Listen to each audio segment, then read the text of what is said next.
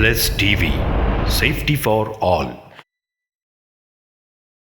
صحیح بخاری اور صحیح مسلم کی ایک مشہور روایت ہے جو پیشن گوئی کے مطابق آپ صلی اللہ علیہ وسلم نے قیامت کے قریب لوگوں کا کیا حال ہوگا، کن لوگوں سے وہ فتویٰ پوچھیں گے، ان کا تذکرہ کرتے ہوئے آپ نے کہا ان اللہ لا يقبض العلم، اللہ تعالیٰ علم کو ایسے اچانک نہیں اٹھا لے گا، ولیکن بقبض العلماء، اللہ تعالیٰ علماء کو اٹھا لے گا، تو پھر لا يبقى عالما، کوئی عالم باقی نہیں رہے گا لوگوں کو، اتخذ الناس رؤوسا جہالا، لوگ کیا کریں گے، جاہلوں کو، نادانوں کو اپنا سردار مانیں گے، اپنا عالم مانیں گے، اپنا مفتی مانیں گے، فَسُئِلُوا، ان سے پوچھا جائے گا، آن ایئر پوچھا جا رہا ہے، لائیو ٹیلی کاسٹ پہ پوچھا جا رہا ہے، بیٹھے ہیں لگا کر، ٹھیکیدار ہیں ٹیلی ویژن کے،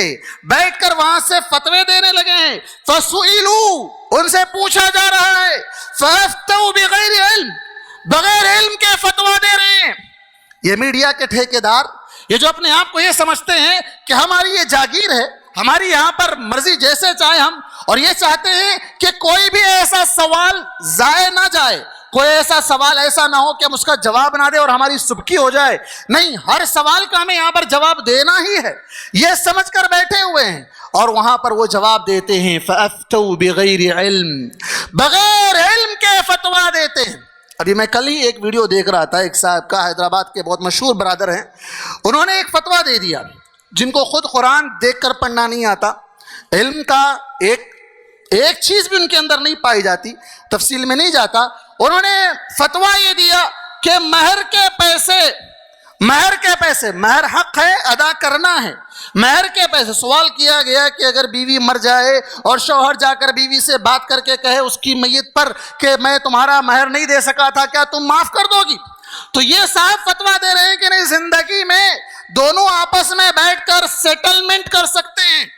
دونوں آپس میں بیٹھ کر سیٹلمنٹ کر سکتے ہیں، یا تو پورا معاف کرا لے سکتے ہیں یا آدھا معاف کرا لے سکتے ہیں۔ کہاں سے آیا یہ فتویٰ؟ کس نے دیا یہ فتویٰ؟ علماء نے دیا، صحابہ نے دیا، کیا اللہ کے نبی نے دیا، کیا اللہ نے دیا؟ اللہ نے کہا وَآتُوا النِّسَاءَ صَدُقَاتِهِنَّ نِحْلَةً،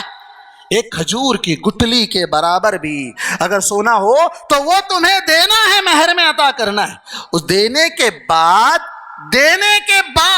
پھر اس کے بعد اپنی رضامندی سے بیوی اگر کچھ دے دے،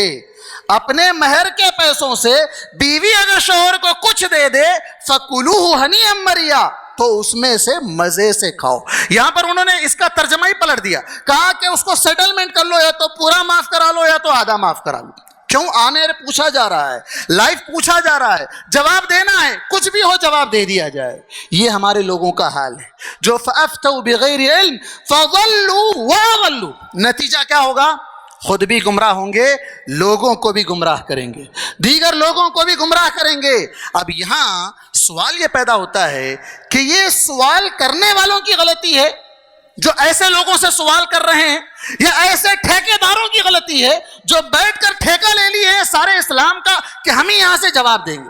بعض تو وہ لوگ ہیں جو ٹیلی کاسٹ پہ جا کر، لائیو ٹیلی کاسٹ ہو رہا ہے، ڈیبیٹ ہو رہا ہے، چینلوں پر بیٹھ کر پورے اسلام کی طرف سے نمائندے بن کر بیٹھے ہوئے ہیں۔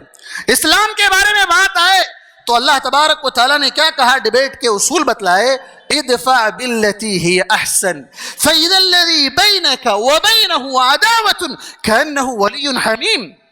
اگر تم بات کرو، اگر تم سے کوئی برے انداز سے خطاب کرے، ڈیبیٹ میں تمہیں کوئی گالی دے، تو تم اچھے انداز سے اس کا جواب دو، اچھے انداز سے اس کا جواب دو، وجادلہم باللتی ہی احسن،